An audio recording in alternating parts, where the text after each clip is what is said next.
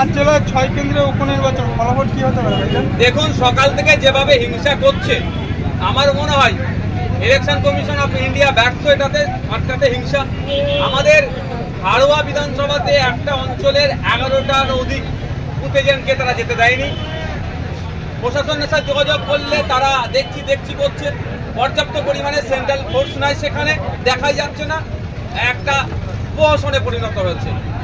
আমার আগামী দিনে বলার সুযোগ থাকে, নির্বাচন কমিশনকে বলার সুযোগ থাকলে আমি বলবো, এই ধরনের যদি এই ধরনের মানে নির্বাচন প্রহসনে পরিণত হয়ে যায়, যদি এগুলোকে মানুষের মতামত প্রদানের জায়গা যদি না ঠিকঠাক করে দিতে পারা যায়, তাহলে আমার মনে হয় কোটি কোটি টাকা খরচ করে এই ধরনের উপনির্বাচনগুলো না করাই উত্তম।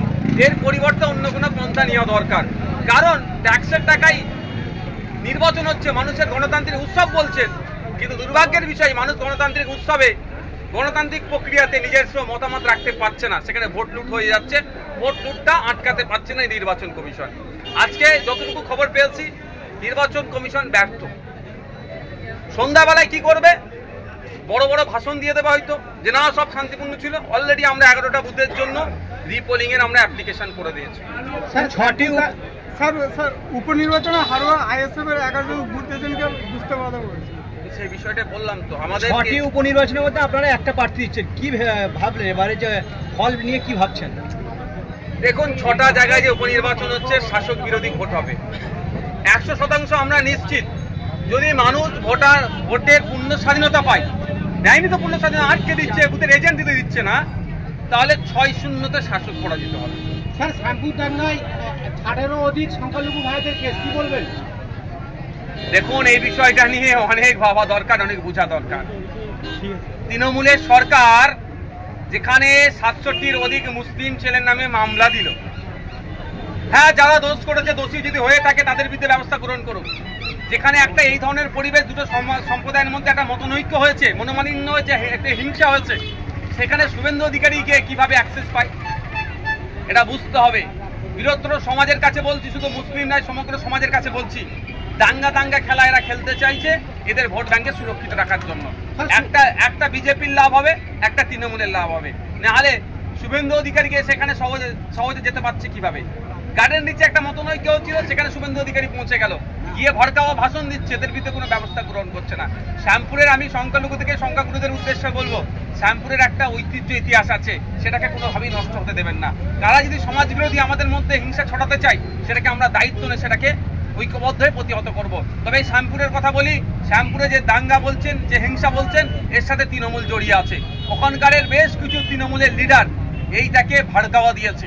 কারণ সেটা আমি বলে দিচ্ছি, আগামী দিনে ওখানকারের 2026-এ এমএলএ পদ কে পেতে পারে, এমএলএ পদের দৌড়ে ওখানকারের ভূমিপুত্র একটা সম্প্রদায়ের ছেলে উঠে আসছে, তাকে ডাউন করার জন্য এই একটা খেলা চলেছে।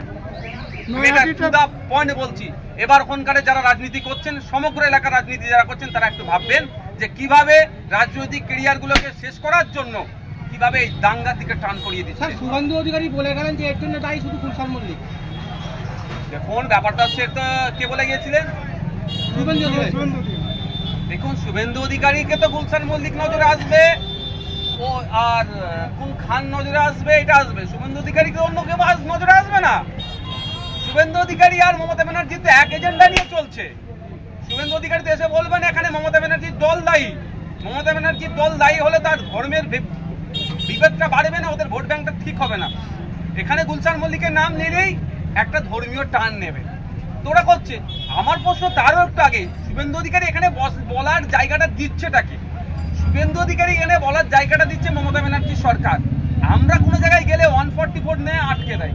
আমি আমার বিধানসভায় যাচ্ছে, বলছে 144 তুমি যেতে পারবে না, আটকে দিচ্ছে।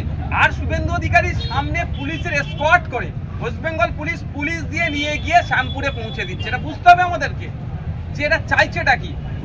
গার্ডেন দিচ্ছে, ক্যালকাটা পুলিশ সামনে এসকর্ট করছে, পাইলট কার দিচ্ছে, আর শুভেন্দু বাবুকে বলছে আসুন, এসে দ্বিতীয় ভড়কাওয়া ভাষণ দিন। ওখানে ফিরাদ হাকিমের নামে 4টে বলুন, এখানে গুলশান মল্লিকের নামে 4টে বলুন। আমি গুলশান মল্লিক, ফিরাদ হাকিমদের বলবো, বুঝার টাইম হয়েছে। যে কোনো দুধ দেয় তার লাথি খাই এরা বলে। যখনই দুধ দেওয়া বন্ধ হয়ে যাবে ফিরাদ হাকিমের, যখনই গুলশান মল্লিকের দুধ দেওয়া বন্ধ হয়ে যাবে, তখনই কিন্তু বাজারে তুলে বিক্রি করে দেবে। তিহার জেল মালে আলে প্রেসিডেন্সি জেলে কিন্তু এই মমতা ব্যানার্জি সরকারে রেখে দেবে। এখনো সজাগ সতর্ক হয়। এই মঞ্চ থেকে সাধারণ মানুষের উদ্দেশ্যে কি বার্তা দেবেন? বার্তা ভাই আমার এটাই তো, আজকে রক্তদান শিবির তিলোত্তমার স্মরণে আরজি করের যে ঘটনা ঘটেছে সেটা ভুললে চলবে না, তার বিচারের জন্য সোচ্চার থাকতে হবে আমাদেরকে। সে যে খুন হয়েছে আমাদের জন্য হয়েছে, আমাদের হয়েছে নি কথা বলছিলেন, আমাদের সাথে যে অন্যায় হতো সেটা নিরসন করার জন্য খুন হয়েছে, তারপরে তাকে ধর্ষণ করা হচ্ছে। একটা বার্তা যেটা ভুললে চলবে না। দ্বিতীয় হচ্ছে রক্তদানের গুরুত্ব কি, রক্তদান করতে হবে এবং রক্তদান নিয়ে সরকারকে নির্দিষ্ট একটা পলিসি আনতে হবে। নৈহাটিতে ভাটপাড়া উপনির্বাচনে শুট আউট প্রেসিডেন্টের অফিসারকে হুমকি, বিজেপি কি বলবেন এই নিয়ে? দেখুন, নৈহাটির যে ঘটনা ঘটেছে সম্ভবত একজন মারাও গিয়েছে গুলিতে, তো এটা কোনোভাবেই কাম্য নয়। সত্যি অবাক লাগছে আমার। বিভিন্ন রাজ্যে আপনি চলে যাবেন, ভোট হয়ে যায়, সরকার চেঞ্জ হয়, কোনো হিংসার খবর পাওয়া যায় না। আর আমাদের এখানে একটা সামান্য উপনির্বাচনে মানুষ খুন হয়ে যাচ্ছে, হিংসা হচ্ছে, মানুষের ক্ষতিগ্রস্ত হয়ে যাচ্ছে। আমরা কোন রাজ্যে বসবাস করছি? না আমাদের রাজ্য প্রশাসন না নির্বাচন কমিশন হিংসা আটকাতে পারছে না। কেন হিংসা আটকাতে পারছে না, না হিংসা আটকাচ্ছে না? এই প্রশ্নটা আমি সাধারণ মানুষকে মিডিয়ার মাধ্যমে তুলে ধরলাম। বাজারে আলু পেঁয়াজের ক্রমাগত মূল্যের দাম বৃদ্ধি হচ্ছে, এই নিয়ে কি বলবেন? ওই তো 1200 টাকা 1000 টাকা দিচ্ছে লক্ষ্মীর ভান্ডার, মায়েদের হাতে দিচ্ছে 1200 টাকা, আর 200 টাকায় সরিষার তেল কিনতে হচ্ছে, 100 টাকার কাছাকাছি পেঁয়াজ কিনতে হচ্ছে, নিত্য প্রয়োজনীয় জিনিসের দাম বেড়ে যাচ্ছে। 1200 দিচ্ছে, 1000-12,000 আবার উল্টো ভাবে নিয়ে নিচ্ছে। তো বিজেপির ভোট প্রচারে গিয়ে মিঠুন চক্রবর্তীর মানিব্যাগ চুরি, এ নিয়ে কি বলবেন? ভাই, রাফায়েলের ফাইল যদি আমার ডিফেন্স ডিপার্টমেন্ট থেকে চুরি হয়ে যেতে পারে, এত ওখানে ডিফেন্স ডিপার্টমেন্ট মানে বুঝতে পেরেছেন? আর মিঠুন চক্রবর্তীর মোবাইল মানিব্যাগ আপনার স্টেজ থেকে চুরি হওয়াটা স্বাভাবিক ব্যাপার। আমাদের এর থেকে বড় আলোচনা করতে হবে রাফায়েলের ফাইল কে চুরি করলো, কে আটকাতে পারলো না কেন, এই নিয়ে আমাদের চর্চা করা দরকার। শুভেন্দু অধিকারী অমিত শাহকে পাশে বসিয়ে 70% মুসলিমদেরকে পুঁতে দেবো বললেন, এই বিষয়ে আপনি কি বলবেন? হুমায়ুন কবিরের বিরুদ্ধে আগে যদি রাজ্য সরকার ব্যবস্থা নিত তাহলে এই দিন বলার সময় দেখতে হতো না, সাহস পেত না এই দিন বলার। হুমায়ুন কবিরকে বিরুদ্ধে রাজ্য সরকার ব্যবস্থা না নেওয়ার জন্য আজকে মিঠুন চক্রবর্তী বলার সাহস পাচ্ছে। তো আমার প্রশ্ন এটাই, রাজ্য সরকার কি করছে দেখছে শুধু, না ভেন্ডি ভাসছে? রাজ্য সরকারের উচিত হুমায়ুন কবিরের বিরুদ্ধে ব্যবস্থা গ্রহণ করা, মিঠুন চক্রবর্তীর বিরুদ্ধে ব্যবস্থা গ্রহণ করা। কিন্তু আমি দায়িত্ব নিয়ে বলছি, আমায় যতটুকু রাজনৈতিক জ্ঞান হচ্ছে এটা ব্যবস্থা গ্রহণ করবে না।